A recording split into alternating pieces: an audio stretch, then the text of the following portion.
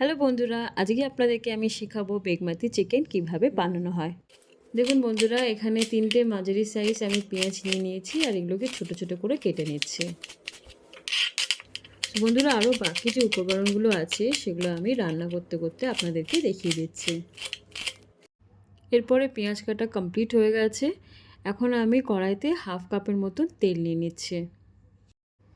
এখন তেল গরম হয়ে গেছে, এবার পেঁয়াজগুলো আমি দিয়ে দিচ্ছি। পেঁয়াজগুলো ফ্রাই হতে মিনিমাম 10 থেকে 15 মিনিট টাইম লাগবে।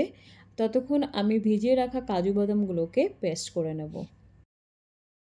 সো গাইস, এখানে আমি দেখুন তেল একটু অ্যাড করেছি। আমার মনে হয়েছে তেলটা একটু কম হয়েছিল, তাই জন্য আমি একটু অ্যাড করলাম। আপনারা চাইলেন অ্যাড করে নিতে পারেন। এখানে আমি 50 গ্রামের মতন কাজু বাদাম ভিজিয়ে রেখেছিলাম আধা ঘন্টার জন্য। এরপরে এটাকে আমি মিক্সার গ্রাইন্ডারে গ্রাইন্ড করে নেব, একটা পেস্ট তৈরি করে নেব। আমরা এখানে কাজু বাদামটাকে অ্যাড করছি খাবারটাকে ভালোভাবে এনহ্যান্স করার জন্য। এবার দেখে নিই পেঁয়াজটা কতটা ফ্রাই হয়েছে। এখানে আমি স্বাদ মতন একটু নুন অ্যাড করে নিচ্ছি। আদা রসুনের বাটা 4 চামচ দিয়ে দিলাম। এবার পেঁয়াজ আর আদা রসুনের বাটাটাকে কম করে 15 মিনিট ধরে মিশিয়ে নিতে হবে। এরপরে দিয়ে দিচ্ছি জিরের গুঁড়ো 1 চা চামচ। তারপরে দিয়ে দিচ্ছি ধনের গুঁড়ো 2 চা চামচ। ভালো করে মিশিয়ে নিচ্ছে।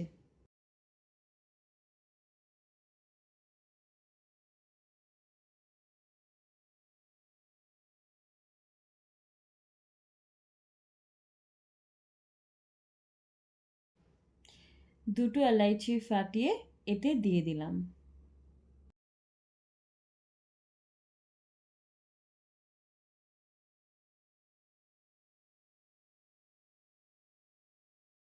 এখানে আমি একদম অল্প পরিমাণে হলুদ দিয়ে দিচ্ছি। যেহেতু এই রেসিপিটা সবুজ রঙের হয়, তার জন্য হলুদ পরিমাণে বেশি দিয়ে দিলে সবুজ রং আসবে না। দেখুন বন্ধুরা, এখানে পেঁয়াজ থেকে তেল ছেড়ে গেছে। এরপরে দিয়ে দিচ্ছি 400 গ্রাম চিকেন। এগুলো আগের থেকে আমি লবণ মাখিয়ে রেখেছিলাম।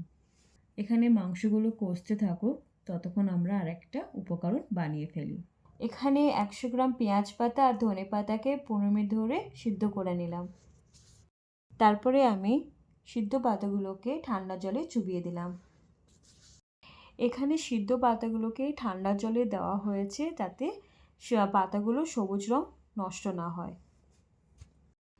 ঠান্ডা জলে 10 মিনিট পাতাগুলোকে ভিজিয়ে রাখার পর মিক্সার গ্রাইন্ডারে গ্রাইন্ড করে নেব।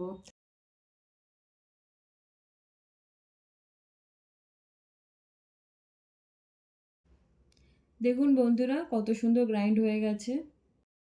এদিকে আমার মাংসটাও ফ্রাই হচ্ছে। আধা ঘন্টা ধরে আমি এইভাবে মাংসটাকে ফ্রাই করব।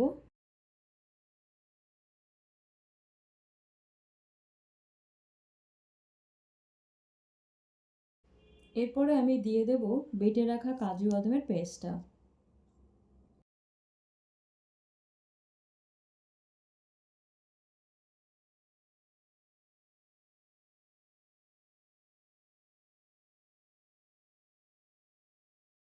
ভালোভাবে মিক্স করে নেব।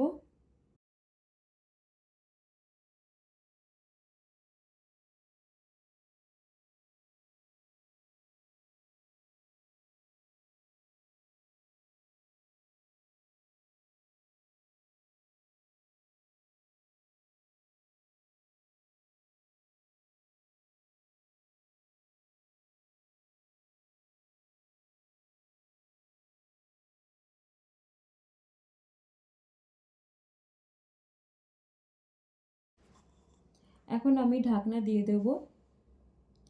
মাঝে সাঝে একটুখানি খুলে দেখব মাংসটা একটু সিদ্ধ হয়েছে কি না।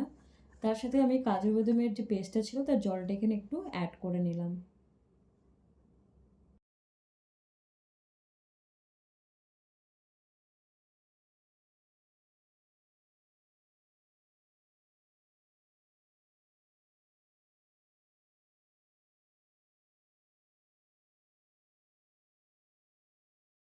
দেখুন বন্ধুরা, এখানে আমার মাংসগুলো ভালোভাবে সিদ্ধ হয়ে গেছে। এখন আমি এখানে কাশ্মীরি লঙ্কার গুঁড়ো অ্যাড করে নিচ্ছি 1.5 চামচের মতন।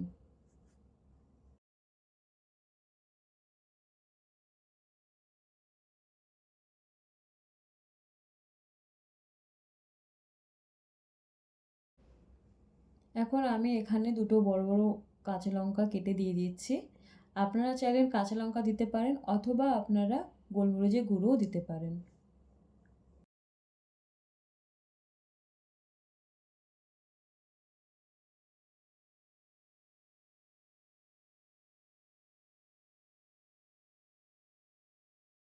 এরপরে মাংসটা ঢাকা দিয়ে দিচ্ছি। মাংসটা ফুটে গেলে তারপরে আমি ঢাকাটা খুলে নেব।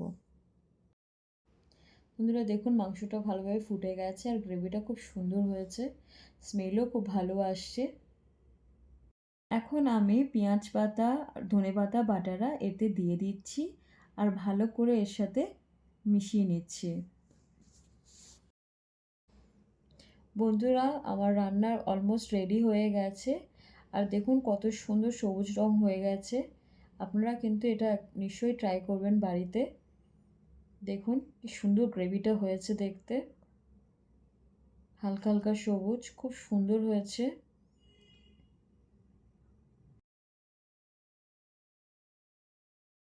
বন্ধুরা, এতক্ষণ তো আপনারা ভিডিওটা দেখে নিয়েছেন আশা করছি।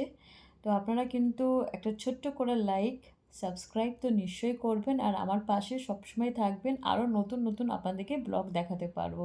আর কমেন্টসে জানাবেন যে কেমন হয়েছে এই রেসিপিটা। তো চলুন, আবার দেখা হবে আর একটা নতুন ব্লগে নতুন রেসিপি।